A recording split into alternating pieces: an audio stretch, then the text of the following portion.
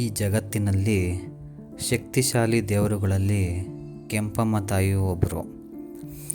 ಈ ಕೆಂಪಮ್ಮ ತಾಯಿ ಈ ಸ್ಥಳದಲ್ಲಿ ಹೇಗೆ ನೆಲೆಸಿದ್ರು ಅನ್ನೋದನ್ನ ತಿಳ್ಕೊಂಡು ಬರೋಣ ಬನ್ನಿ.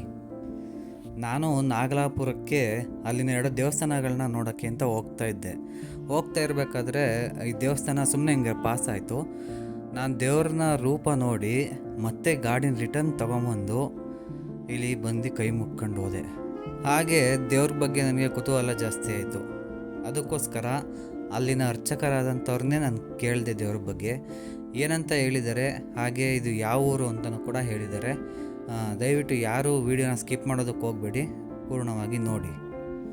ಹಾಗೆ ಈ ವಿಡಿಯೋನ ನೋಡ್ತಿರ್ತಕ್ಕಂಥ ವೀಕ್ಷಕರು ಯಾರಾದರೂ ಹೊಸಬ್ರು ನೋಡ್ತಾ ಇದ್ದರೆ ಸಬ್ಸ್ಕ್ರೈಬ್ ಆಗಿ, ಹಾಗೆ ಲೈಕ್ ಮಾಡಿ, ಶೇರ್ ಮಾಡಿ.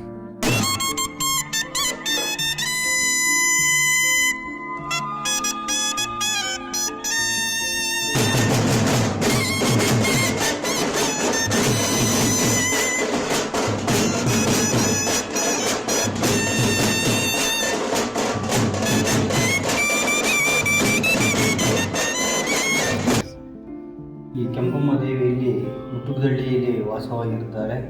ಇದು ಪುರಾತನ ಕಾಲದಿಂದ ಇರ್ತಕ್ಕಂಥ ದೇವಸ್ಥಾನ. ಇಲ್ಲಿ ಏನು ಈ ದೇವಸ್ಥಾನ ಇದೆ, ಸುತ್ತಮುತ್ತ ಎಲ್ಲ ಮುತ್ತುಗದ ಮರಗಳಿವೆ. ಹಾಗಾಗಿ ತಂದೆ ದೇವಸ್ಥಾನ ಇಲ್ಲಿ ಕಲ್ಲೇಶ್ವರ ಇದೆ, ಒಬ್ಬ ಇದರಲ್ಲಿ ಚಿಕ್ಕಪುರದ್ದು ಇವರು ತಂದೆ. ಇಲ್ಲಿ ಮುತ್ತುಗದ ತೋಪಲ್ಲಿ ಸುಮಾರು 7 ಜನ ಅಕ್ಕ ತಂಗಿದಿರು. ಇಲ್ಲಿ ಸುತ್ತಾಡ್ತಾ ಬರಬೇಕಾದ್ರೆ ಬಾಯಾರಿಕೆ ಇದೆ. ಬಾಯಾರಿಕೆ ಅದಾದಂತಹ ಇಲ್ಲಿ ಒಬ್ಬರು ದನ ಮೇಯಿಸ್ತಕ್ಕಂಥವರು ನೀರನ್ನು ತಕ್ಕೊಟ್ಟಕ್ಕೆ ಕೇಳ್ತಾರೆ. ಅವಾಗ ಅವರು ನೀರನ್ನು ತಕ್ಕೊಟ್ರೆ ಯಾರು ತಕ್ಕೊಡ್ತಾರೆ ಅವ್ರನ್ನ ಮಾತ್ರ ಮದುವೆ ಆಗಬೇಕು ಅಂತ ಅಂದಾಗ 7 ಜನ ಅಕ್ಕ ತಂಗಿಯರಲ್ಲಿ ಈ ಅಮ್ಮ ಅವ್ರನ್ನ ಮದುವೆ ಆಗೋಕ್ಕೆ ಒಪ್ಕೋತಾರೆ. ನೀರು ತಕ್ಕೊಟ್ಟಾದ್ಮೇಲೆ ಎಲ್ಲ ಆ ಕಡೆ ಈ ಕಡೆ ಹೋಗ್ತಾರೆ. ಹಾಗಾಗಿ ತಂದೆ ಮಾತಿಗೆ ಬೆಲೆ ಕೊಟ್ಟು ಈ ಅಮ್ಮ ಮದುವೆ ಆಗ್ತಾರೆ. ಇವ್ರ ಹೆಸರು ಅಯ್ಯ ಅಂತ. ಇಲ್ಲಿಗೆ ಬರ್ತಕ್ಕಂಥವರು ತುರುವೇಕೆರೆಯಿಂದ ಮದ್ನಳ್ಳಿ ಗೇಟ್ ಮಾರ್ಗವಾಗಿ ಬಂದರೆ ಮುತ್ತುಗದಳ್ಳಿ ಬರುತ್ತೆ. ಮತ್ತು ಇನ್ನು ಮಾಯಸಂದ್ರದಿಂದ ಬರೋದಾದರೆ ಮಾವಿನಕೆರೆ ಮುತ್ತುಗದಳ್ಳಿ ಬೋಲ್ಡ್ ಇರುತ್ತೆ, ಹತ್ರ ಆಗುತ್ತೆ. ಇನ್ನು ಬೈಕ್ ರೂಟಲ್ಲಿ ಇದ್ದರೆ ಆನಡಗು, ಜನಾರ್ದನಪುರ ಆ ಥರ ಬಂದರೂ ಬೇಗ ಬರ್ಬೋದು. ಪಟ್ಟ ಆ ಥರ ಏನೋ ಹೇಳ್ತೀರಾ? ಏನಿಲ್ಲ, ಪಟ್ಟ ಆ ಥರದ್ದೇನಿಲ್ಲ. ಪ್ರತಿ ಏಪ್ರಿಲ್ಲು ಯುಗಾದಿ ಹಬ್ಬ 15 ದಿವಸಕ್ಕೆ ಜಾತ್ರೆ ಇರುತ್ತೆ. ಪಟ್ಟ ಇಲ್ಲಿಲ್ಲ, ಅಮ್ಮನೂರಲ್ಲಿ ಬೆಂಗಳೂರಲ್ಲಿದ್ದಾರೆ.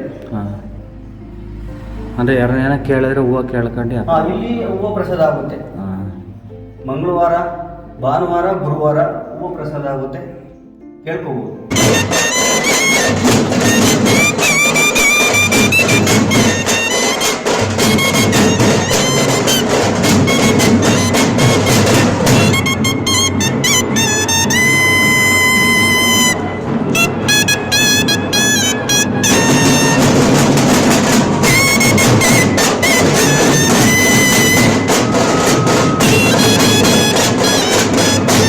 ಈ ಬಾವಿ ತುಂಬ ಹಳೇದಲ್ಲ?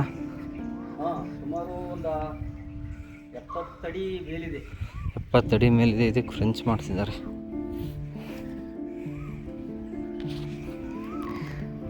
ನೀರಿದೆ ಸರ್ ಇನ್ನೂ? ಕಮ್ಮಿ ಆಗಿದೆ. ಹಾಂ, ಮುಂಚೆ ಕಾಣುತ್ತೆ, ಇಲ್ಲೇ ಮೇಲ್ಗಡೆನೇ ಇರುತ್ತೆ ನೀರು.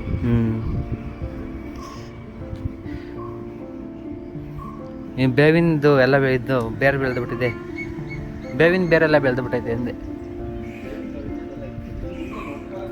ಹಾಂ,